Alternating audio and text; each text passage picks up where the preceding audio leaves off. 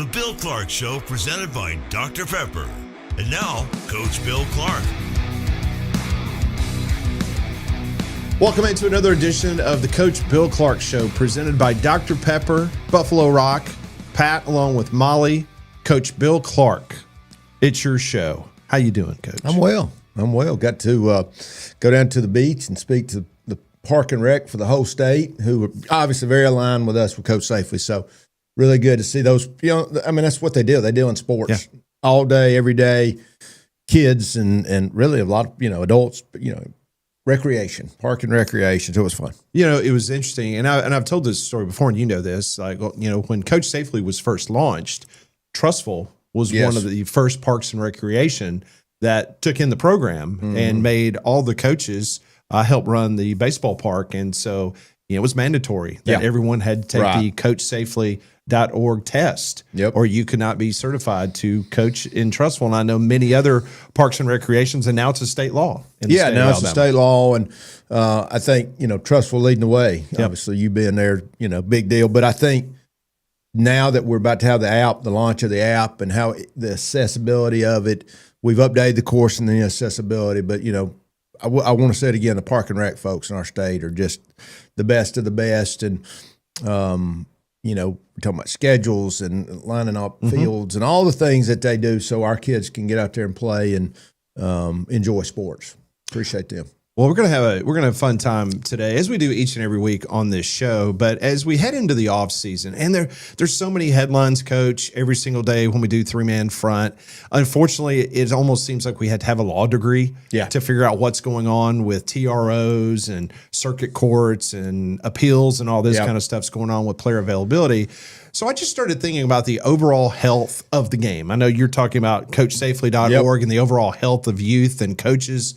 And I started thinking about college football. And so today I have come up with a short list. It's a very short list. I probably could have gone at least another 10 deep, but I cut it down. And basically I'm calling it the golden rules to make college football great again. Because we all agree it's a fantastic sport. Absolutely. It's wonderful. But because of so many things that's going on, I would like to propose to you, you're the guy that I'm shooting this off of. You're either going to say, Pat, that's a fantastic idea, or you're dumb as a box of hammers. Like, we should not be talking about this. And then you can come up with your own thing. So I'm going to kind of shoot some things past you. I'm interested. What I believe could make college football great again. Like, if I was the czar of college football or the commissioner of college football, here's a couple of ideas that I want to get your thoughts on, okay? All right. Eligibility. That's a big topic of discussion these days, okay? You got Joey Aguilar filing paperwork. He's going for his 6th year of eligibility. You saw what Diego Pavia did. Here's my idea. Every player, you've got 5 seasons. Once you complete your final year of high school eligibility, you got 5 years to play college football, period. Now, that means that even if you get hurt, there's no medical red shirt. You got 5 years. If you go GI Bill right out of high school, and let's say you go off, serve for 4 years, and then come back, you only got 1 year to participate from that point. Or if you're a part of BYU, where you got to go overseas to be in mission work, sorry, but the clock starts the moment that you walk off that football field in high school. You got 5 years. Tell me where I'm wrong there. Well, we had that rule. I mean, literally, that was the rule. It was 5 years in a red shirt. And I know that's how you've gotten to your point. You had 5 to complete 4. Correct. You had 5. And granted, there could be 2 injuries and some things like that, which, obviously I always lean. And that's what people, I think this is what people don't understand. As coaches, we lean toward the players. So what that meant was having a heart for the player meant you do believe in a medical red shirt. You do believe in some extenuating circumstances, but there were still rules. We had 5 years, catastrophic injury, which knocked you out, allowed there to have a chance for another year. You went to the military service. There were some extenuating circumstances, and we've been consistent with that for years. And then what happened? Courts got involved. And so to your point, we've got to get back to the rules. We've got to get back to some laws. We got to get back. But if we went back and just enforced what we've enforced forever, where we had a clock, it was the clock. There was military service because we believe in our military. Well, sure. There's medical waivers because that happens. Now the BYU deal, we'd have to look at. But I think we've had these rules forever, and they've worked forever. Our game has been great forever, and then all of a sudden we quit following these rules. So to what you're saying, which is we got to get back to rules, yes. If we just enforce the rules we've had them, and they've worked, then we would be fine. All right, here's another one, and this is a big one. We talk about monetary rules. How about all players? You become unionized. Like you allow those players to become union so-called employees, which then that would lead to a collective bargaining. You'd also have a hard salary cap. Yep. Like there's no gray. So what I'm trying to do is eliminate any gray areas. Yes. That's why I said 5 years by the moment that you step off the field. So if you get hurt, I'm sorry. That's terrible. I hate it. But it's the clock. Just like this. You got a hard salary cap. After the national championship game, you've got a 14-day window in which you transfer. None of this transfer portal window opening up on January the 2nd, and we haven't even played a national championship game. So that would be kind of all incorporated into one potential rule. I love it. And what I love is whether it's 14 days or more. I mean, if we want to give them another week or whatever, it's set. It's at the end. People don't gain an advantage by getting to people early, which means maybe I need to get rid of my coach early, or I need to, we all know it. We all see it coming, and it starts and it ends consistently. Right. So, and I think some of that was what they tried to do, but then it's got to be that. The only way for us to have a chance in this world we're in is we've got to move more toward the NFL model, which absolutely has worked. Which means, and if that's part of this question, if we're going to the contract model, then we go to the union model. We go to the union model, which gives them say so, right? Right. But then these contracts have meaning, they stick. You've got a voice, but here it is, which then goes into here's what first year guys get. Here's what now. There could be some circumstances, based on talent or position or whatever that is, and we get to some kind of parameters for this whole thing, and that's the problem. And going off what I just said, the other aspect, because I said the transfer portal window would not open up until after the national championship game. My idea at that same point, just like the NFL does with their coaches, like you can fire a coach anytime you want to, Yep. but before you hire somebody, you got to wait. Yep. So my idea was you wait. The college calendar would not allow you to make a hire Right. in the middle of the playoffs. Right. Like you could do it back, got to hold off to the semifinals, whatever the case may be. Yeah. But that would stop some of the crap that we saw this year with Lane Kiffin. Yeah, and that's what we're going to go through. It's anybody says, well, shoot, I got to get ahead of transfers or whatever. I mean, what we're already saying, and I know we got more that we're going to talk about. Oh, we got more. But what are we saying? Rules. Yeah. I get this. I'm last night at the dinner. I 5 times, man, Coach, I listened to the show, or I catch you guys or followed you. How do we get back to rules? How do we get back to something that we can count on that makes sense? Nobody is saying don't pay these guys. Nobody is saying that. It's just what we're talking about. And why did the NFL do it? It creates consistency. You can still let him go. You could be looking early. Yeah. People do that all the time in the NFL. They do it in the mid-year. You're looking, you're getting them playing, whatever that is, but then the window opens up together. I like that idea. I like the consistency. I love the time frame that's set, and it doesn't take away from what's going on in the playoffs. You're focused on football on the field. Yeah. You're not dealing with all the drama going on about Coach A leaving this program, going to program B. All right. Here's another one. I'm very interested to get your take on this one because you're all about that calendar. Yeah. Okay. Here's my idea. All right. The college football calendar begins week 0 begins on August the 22nd. Conference championship weekend starts on Black Friday.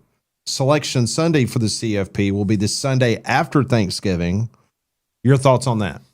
And your thoughts here is just to make it more concise, where we don't leak all the way in the end of January. Basically, and to eliminate all this ridiculous scheduling that we saw yesterday, where the CFP, you're going to have a 2-week off period between the quarterfinal and the semifinal, and then another 2 weeks off before you get to the championship game. So you're literally playing one game in a month almost. Yeah, I think yes. I think we gotta get back to some as the playoff has expanded and we've made that a bigger deal. As we leak further down outside, I mean, obviously we could talk ratings and we need to tighten it back up. But from a coaching standpoint, that time off that I just described, and I know you want to get everybody healthy, and every year it's different. Yep. Some years you might be riddled with injuries. Yep. Others you might not have any injury problems at all. But from a coaching standpoint, wouldn't you like, once you got into that tournament, so to speak, wouldn't you like to keep that routine and keep going? I've been fine if we could, it might extend it a little bit, but the last game, sure. If we want to widen it out 2 weeks for the championship, that's fine. But everything else needs to be tightened up. Speaking of the playoff, my idea is no different than what you've seen a million different places. 16-team playoff, that's what the SEC wants. 5 highest-ranked conference champions get auto bids. But it's a straight seeding, 1 through 16, no buys. Yeah. All first and second round games played on campus. What do you think? I think you endorse that? I definitely endorse that. And I just think it's once again, you're awarding teams. Now, granted, we gave them a bye before, but we've got to take care of the teams that did it during the year. I mean, that's, if we don't, we're going to lose the luster of regular season games. Well, of course, you're trying to get the playoffs, obviously, but I think you still got to reward the teams that do it right. And I say do it right, win. Well, that's the home games. Yeah. So, I think everybody's saying we got to tighten it up. All right, here's the next one. Here's the fun one, because I know all these other ones. I mean, you being a coach, you're going to have an opinion on all these, but now we're getting into the actual nuts and bolts of the actual game itself. A player is considered down only when contact occurs. So basically, we're eliminating the college football rule that immediately whistles the play dead when the knee touches the turf. I see where that you come from with that. Mine would be. Don't be nice. If you hate it, say that sucks. No, I don't hate it because we see it in the it's NFL. Game. Yeah, what I don't like, I think we're going to add more. We're going to add more from the video. I mean, now you constantly, did he get touched? Did he not get touched? Now we're going to have more. Who's making this call? Was he down? And now you're forced to get more involved with that versus, I think he's down. I think that eliminates. And I just think that's part of the college game. I'm good with that staying. I hear where you're coming from. I would keep it as is. Okay. Now, this is not one of the things that I wanted to change because I like the college rule of having 1 foot in bounds. Yeah. Do you like that, or do you prefer the NFL having 2? No, I like 1. You like 1? Yeah. Okay. All right. We agree on something. All right. Let's go to special teams.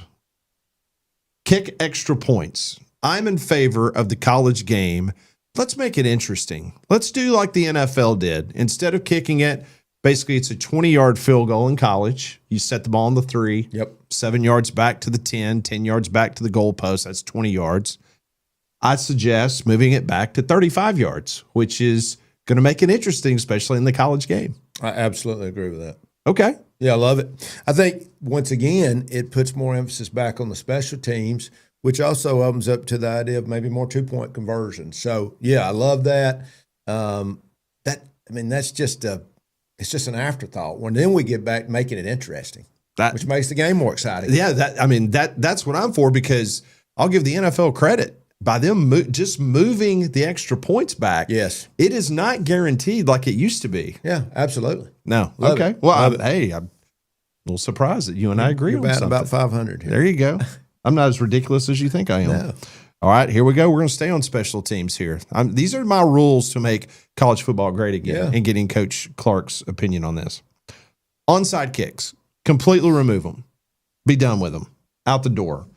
You adopt a 4th and 20 conversion.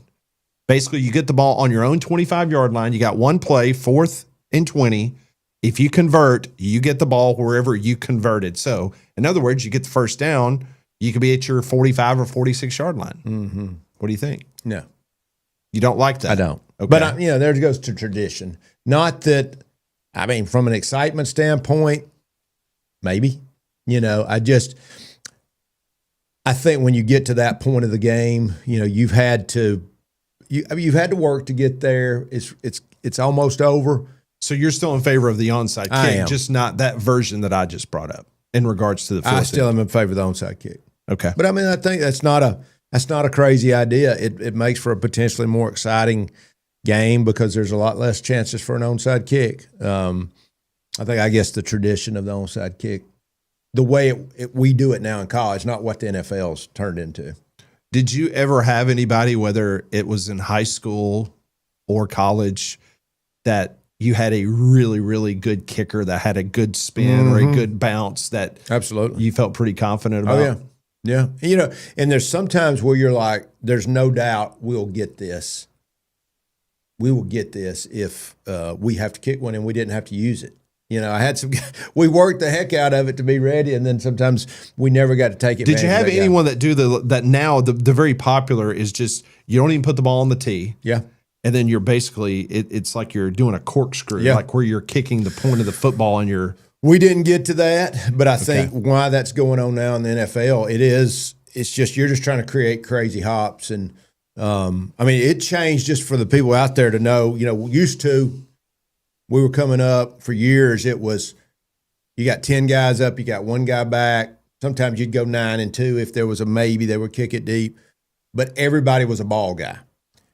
We changed that because people got really good at it, and we started taking a number of guys that would go block the opponent where the guy, and that's basically what you see now, which makes sense. Who did you like to be on your hands team?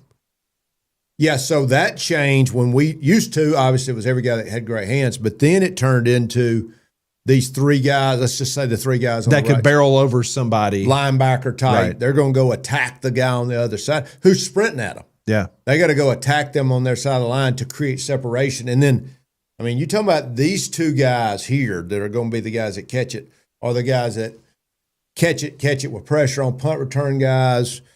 And then you'd have a rover in the middle that would try and get to one side or the other. So obviously these are guys, not just great hands, but super, super trustworthy in those kind of moments. And then your back guy was a guy that understood to make a fair catch. And then when you knew it was life or death, you knew they were onside, we would get him up involved at the last second. When did that change? Or when did you see that trend start going to the way it is now? Where we had go attack? Yeah. I think when we were at UAB, so early 2010, 11, 12, people started, you're like, that's the way to go. Because what's happening, you're sitting there waiting and you just get decked, So we're like, all right, let's go clean it up for that one guy to catch it. Now, that puts a lot on him. Yeah. But, and sometimes, they kick one that's just right. And, and maybe there's four guys. So you got to get your number count right and all that so you don't leave somebody. Yeah. So. Oh, that's good stuff. Good strategy stuff. All right, here's another rule that I would like to see. Overtime, I would like for them to mirror the NFL. I like both teams having a possession. I don't like having the ball on the 25-yard line, doing a short field or whatever the case may be. I like trying to play as much of another football game or another quarter of football. That's my idea. What do you say? I agree. I think the NFL had it wrong for all those years, and then they fixed it. It's the touchdown. Other team gets possession. The other team gets possession. Yep. You got it. It's tied. It's not. It shouldn't come down now. College at least mirrors the fact that everybody gets a chance, which I think is fair. Shouldn't come down to a coin flip, but this is what the NFL is doing now is better. All right. This is going to be interesting. I don't know where you're going to side with this one, but I love the UFL, the Super Challenge. I love that. And if you're not familiar with the Super Challenge, our audience, that's when a coach can challenge and any call, like anything on the field, because they've got cameras everywhere. So let's say someone, throws a 25-yard touchdown pass, and then the opposing coach goes, you know what? That left tackle was holding on that play, and I'm going to challenge that. That's my Super Challenge. How many did they have? One total. One Super Challenge. So then at that point in time, you could say, hey, I want to challenge. There was a hold, or you felt like your wide receiver who didn't catch the ball in the end zone got interfered with. That's pass interference. I'm challenging that. The no pass interference call. I'm very interested to hear what your take is on that. I'm gonna say no, but I think because I really hadn't thought about it enough. I've been more for less the video, but we want to get it right. Okay. And when so this literally means if I saw a guy get taken down, they would literally call a penalty on somebody that was not called during the middle of the play. I mean, they would come back and throw a flag. We saw the left tackle holding. Right. Really? That's interesting. I'm going to think on that. We'll come back to the next show with that one. All right. Another one that I jotted down. And I think I know where you're going to fall here. I mean, you and your son, y'all are uniform geeks. Yep. Y'all design stuff for UAB. Yep. This is going to be controversial, Molly. He might get mad at me on this one. Teams are limited to a 2-helmet limit per season. No more menagerie of alternative helmets every week. Pick 2 for the season. That's it. You're a Penn State fan. I'm not a Penn State fan, but as a collector of helmets, it has become extremely expensive for me. That's not why I wrote the rule. That's not why I wrote the rule. I'm a traditionalist. Yeah, I mean, right. Listen, UAB's got a lot of great looks. Yeah. And the looks that y'all had was fantastic. Yeah. The stuff y'all did uniform and helmet wise, I loved it. It was great. But I just feel like they need to adopt like the NFL. Now the NFL adopts what they do now mainly out of caution because of concussion and things of that nature. But to me, 2's the limit. Yeah. I will say this. Have your standard. Yeah. And then have an alternative. You want a black helmet? Great. You want a chrome helmet? Fantastic. You want to go a different color, because of your uniform scheme? Great. Well, I do think, and I hear what you're saying from who is that out there? Who is that team? You got now where you can't really keep up with who they are because there's so many uniforms. So many different looks. Yeah, right. yeah. I love the uniform. I love the combos because for me it was a way for somebody who is not well known to go create some excitement in their program. And I said, I loved everything. Yeah. Everything you guys did was fantastic. Yeah. It's just when I sit there and I look at certain teams that's always had really good classic looks and they want to. Yeah. Now it's gone. Yeah. Yeah. I would say I love the idea of the multiple because I know how much the kids like it. And I always, having lived it at UAB, I would say I would want to keep it the way it is. But I also understand the fact where we don't even know who the teams are. That's why I always wanted every team I had. It's so interesting, Molly. So he wants to poo-poo on my ideas about knee on the ground, and then he wants to give 27 helmets a season to a team. Exactly right. I'm kidding. That was good.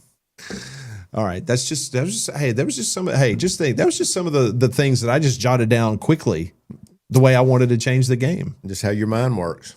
And I would say out of the 10 that I just brought up, you were probably maybe lukewarm on 2 or 3. Yeah, there were some good ideas there. I'm fortunate that I even got 2 out of you. Yeah, I thought you were going to be hardcore and come after me pretty hard. No, I think there was some good ideas. I think the things that.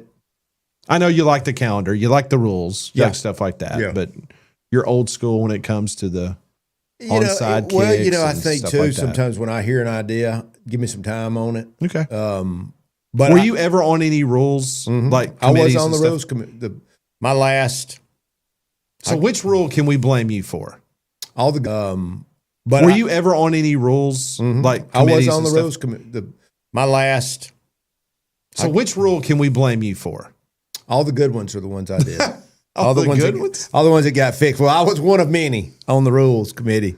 But I think these things like the PAT, it makes a lot of sense.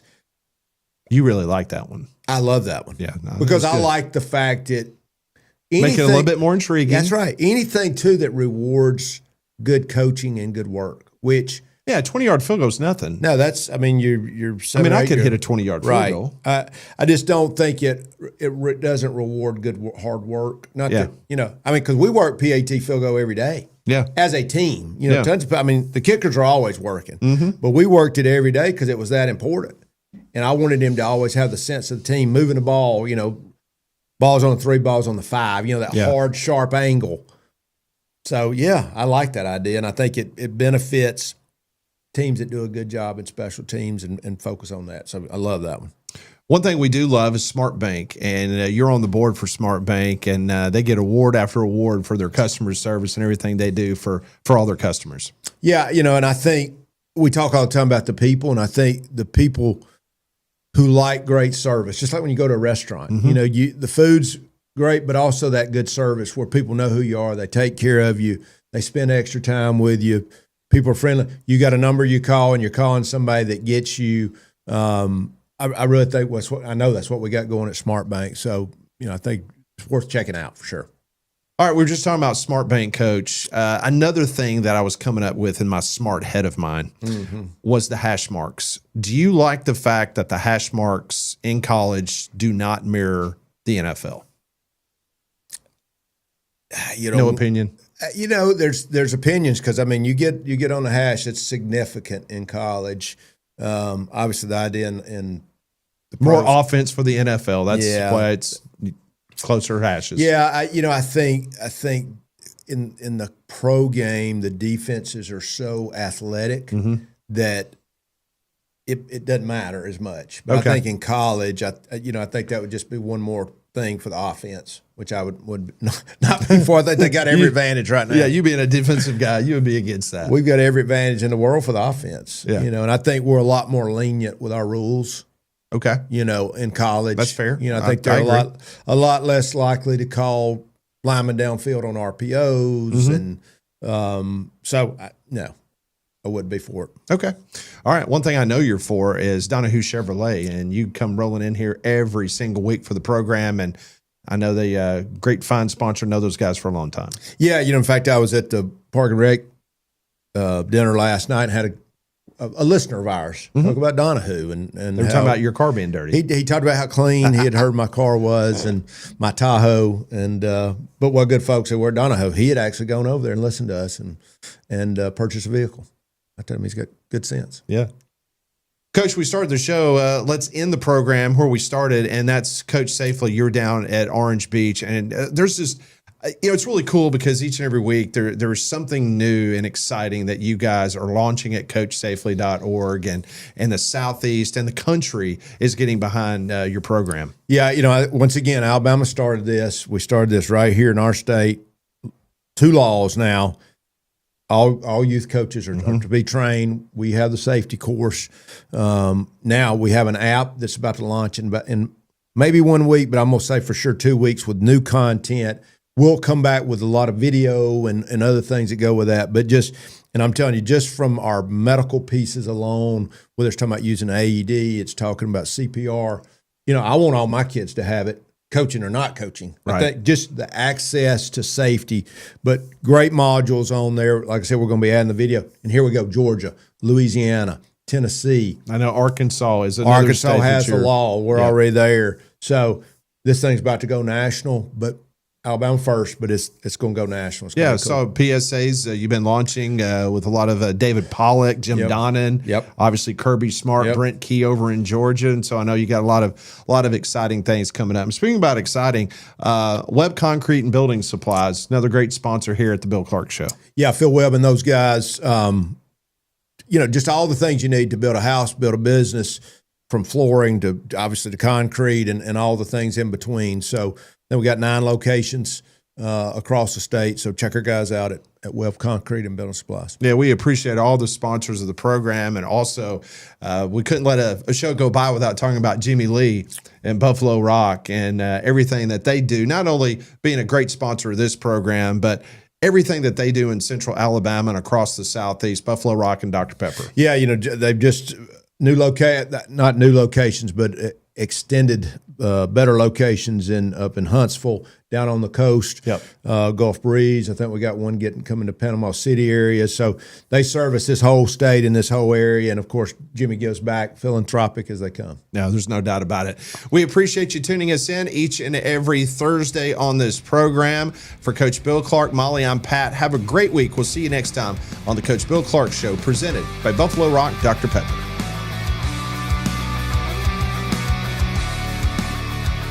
This has been the Bill Clark Show, presented by Dr. Pepper.